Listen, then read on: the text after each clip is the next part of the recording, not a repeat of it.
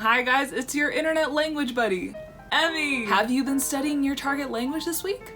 I hope so, because I have not been. Life has been really busy lately, and I haven't opened a Spanish textbook for longer than I would like to admit. However, the one and only thing that I've been doing consistently, even in this period, is listening to podcasts, and today's gonna be about that. Now, is it scientifically proven that listening to a podcast is the best way of learning a language? Probably not. I have no idea. But then again, do I care?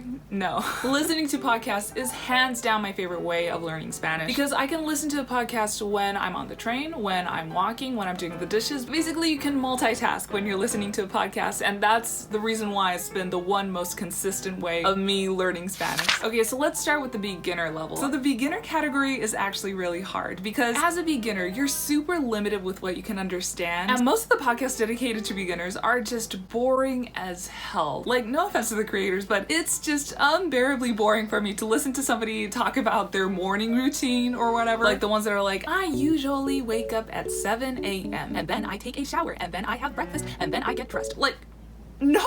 That feels too much like a listening comprehension test of school. Anyways, having said that, the one and only interesting beginners podcast that I know of is the Duolingo Spanish podcast. If you don't know about Duolingo's podcast, I am about to change your life. Okay, that was kind of dramatic, but I'm about to change your Spanish learning life. So I don't like the Duolingo app. I do not use it, but the podcast that they have for Spanish and French is brilliant. So basically, they have these different real life people talking about their real experiences and real stories. And the stories are genuinely interesting. Like there was an episode about a journalist who went to Antarctica, or about this journalist who went to interview the FARC rebels of Colombia, or there was one about a guy who became homeless when Argentina had a economic crisis back in the 70s, which I had no idea that happened before I listened to this podcast. And you might be thinking, Emmy, there is no way I'm gonna understand that kind of variety of stories with my beginner level Spanish. You actually will, because they chime in for English.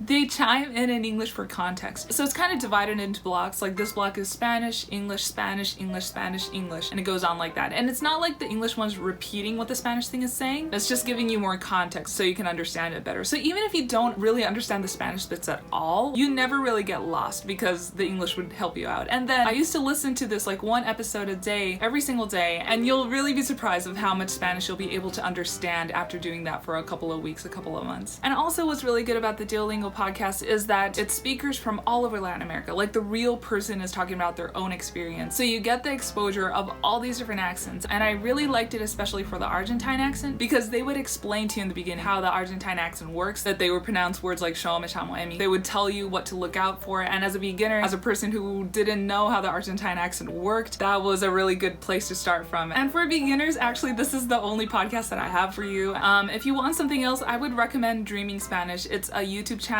but go to their super beginner or beginner playlist and you'll find a ton of videos there. I think it's incredible what this channel is doing, and I would highly recommend it if you're a beginner as well. Okay, next I want to talk about two Mexican podcasts, and one is called Hay Tos and another is called How to Spanish Podcast. So these two podcasts are kind of in the same category in my mind. They're both Mexican. They are both aimed for Spanish learners, and I'm not exactly sure, but I think they're either Spanish teachers or they used to be Spanish teachers, so they know what they're talking about. When it comes to like grammar and stuff, they know what they're talking about and they know what kind of questions people ask. So yeah, I think they are great. And especially if you're doing Mexican Spanish, this will teach you Mexican slangs, it will teach you Mexican terms and all that kind of stuff as well. So I find these extremely useful. I personally like Hay Tos better. I really like them. It's non-scripted and it feels like a really natural flow of conversation. My favorite episode of Hay Tos is one called Whitexicans. That has been the best episode I've listened to so far. The shade that has been thrown in that episode is golden. I love it. I think I'm talking too much, so I have 3 more podcasts I want to talk about, but we're gonna keep it short, okay? I don't want this video to be too long. The 4th podcast I want to talk about is Charlas Hispanas. So this is a podcast that talks all things Latin America.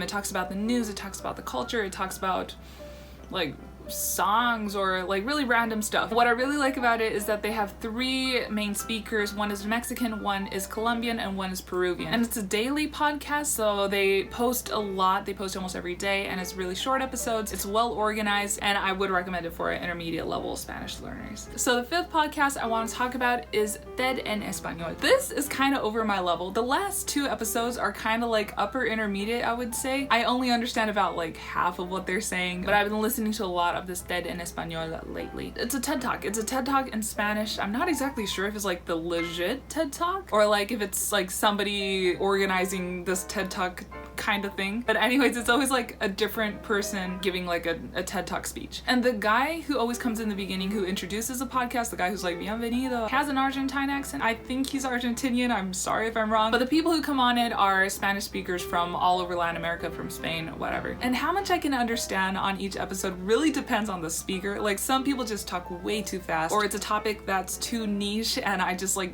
don't have the vocabulary for it. But sometimes it's people who talk really clearly, and on those episodes I can understand much more. So it really depends on the episode. And I would recommend this again just for exposing yourself to different kinds of accents, and it's a good length. It's like 10 to 20 minutes. And you know, it's good. It's intelligent people talking. Like you can learn a thing or two through those episodes. It's genuinely interesting. And the last episode I want to talk about is a podcast called Una Habitación Propia. So this is Spain Spanish. Finally, we got a European Spanish podcast on here. I've been listening to this the most lately. I don't understand a lot. It's really fast, and I don't think it's aimed for Spanish learners, but it's really good. So, Una Habitación Propia is a podcast that talks about all these different kinds of women, famous women who have done like really amazing things. Of course, they would have people from Spain or from Europe, but they would also have like, they had episodes on like Oprah or like Drew Barrymore. So, hello again, it's Emmy in the editing room. Sin maquillaje, perdóname. But as I was editing, I just realized that the video just cuts off there. Like, look at this. I always shoot with my phone. Can you see?